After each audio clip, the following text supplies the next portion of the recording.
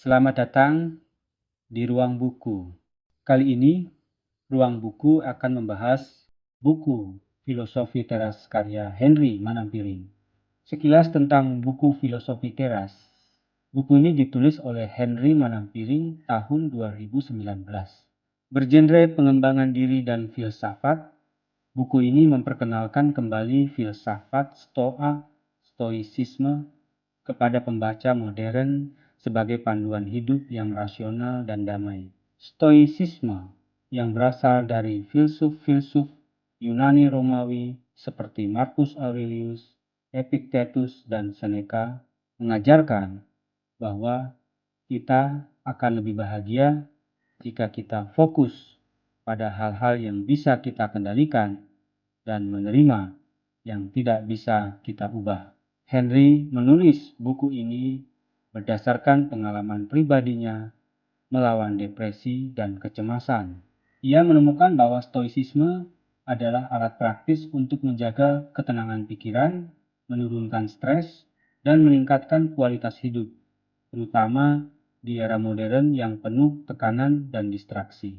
Baiklah, mari kita membahas secara singkat kandungan tiap bagian penting dalam buku ini.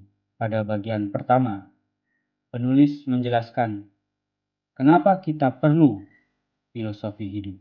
Bagian ini membahas pentingnya memiliki filosofi hidup sebagai panduan berpikir dan bersikap, terutama untuk menghadapi stres, emosi negatif, dan tekanan zaman modern. Dan filosofi hidup berperan sebagai toolkit mental untuk menghadapi tantangan sehari-hari dengan lebih tenang dan bijak. Bagian selanjutnya membahas terkait mengenal filosofi teras stoicisme.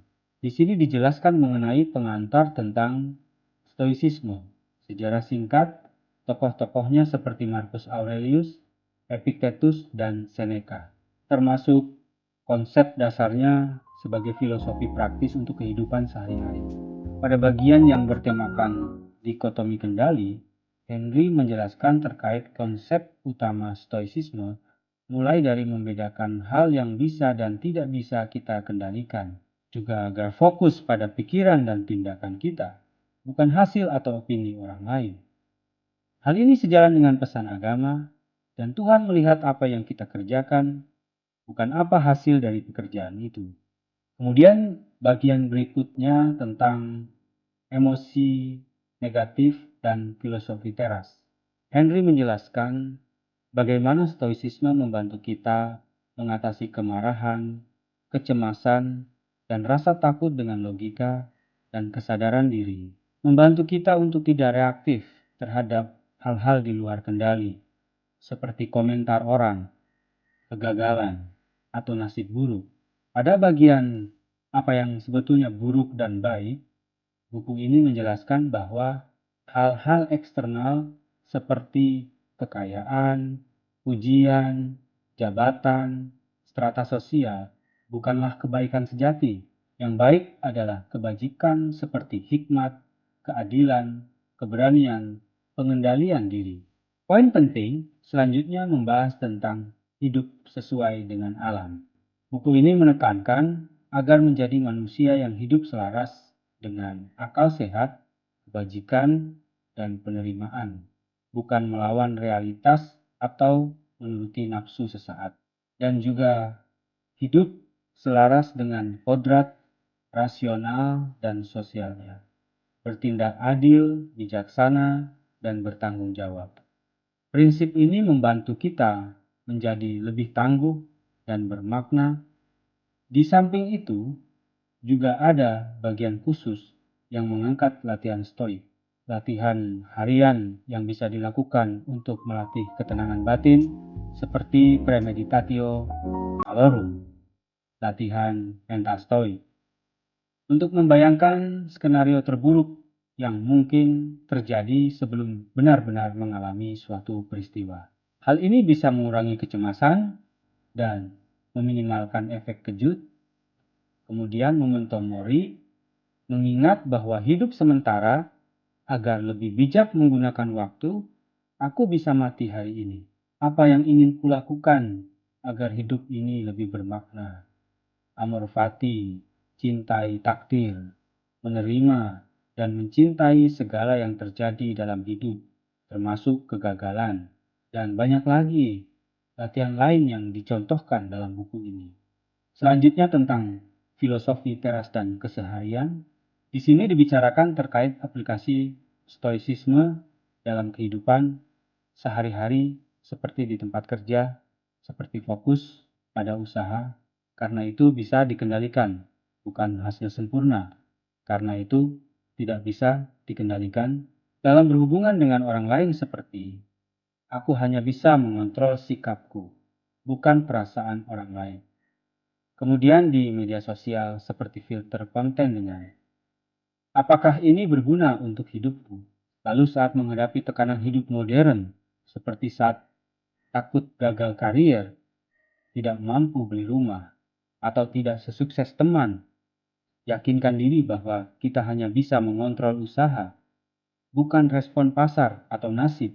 Kesalahpahaman tentang stoicisme dibahas pada bagian apakah stoicisme membuat kita tidak emosional atau pasrah. Penulis meluruskan kesalahpahaman banyak orang bahwa stoicisme bukan tentang membunuh emosi, tapi tentang mengelola dan memahami emosi sehingga kita tidak dikendalikan oleh emosi negatif. Bukan bersikap pasrah, melainkan menerima segenap realitas kehidupan secara rasional, lalu bertindak optimal. Bagian penting terakhir yang kita angkat dari buku ini berisi ajakan menjadi pribadi berkesadaran filosofis, sebuah ajakan untuk menerapkan filosofi teras sebagai gaya hidup, bukan sekadar teori, sehingga benar-benar bisa menjadi pribadi yang tangguh, tenang, dan berpikir jernih. Sebagai contoh, orang yang berkesadaran filosofis tidak langsung marah saat dikritik, tapi bertanya, apakah kritik ini valid? Bagaimana aku bisa belajar darinya? Kesimpulan singkat dari buku ini, filosofi teras adalah ajakan untuk menjalani hidup yang lebih tenang, bijak, dan mandiri secara emosional. Buku ini menawarkan pendekatan praktis dari filosofi kuno untuk menyikapi dunia modern yang kompleks. Sangat cocok bagi kamu yang ingin menjalani hidup lebih mindful dan tidak mudah goyah oleh tekanan luar. Beberapa kelebihan dari buku ini, bahasa yang mengalir, tidak menggurui, solusi nyata untuk masalah modern, membuat filsafat jadi alat hidup, bukan sekadar teori. Di samping itu, terdapat beberapa kritikan yang dianggap kekurangan dari buku ini. Kurangnya referensi akademis, pengulangan, dan penyajian yang kurang variatif. Keterbatasan dalam cakupan topik hanya pada kesehatan mental, kurang membahas aplikasi di bidang lain. Berikut beberapa kutipan inspiratif dari buku ini, bukan masalah yang bikin stres, tapi cara kita memandangnya. Kita tidak bisa mengontrol ombak, tapi bisa belajar berselancar. Stoicisme bukan tentang menjadi batu, tapi tentang menjadi air mengalir, menghadapi rintangan, tanpa kehilangan esensi diri. Stoicisme bukan tentang tidak pernah jatuh, tapi tentang bangkit setiap kali terjatuh. Demikian ulasan kitab kali ini, semoga bermanfaat. Terima kasih.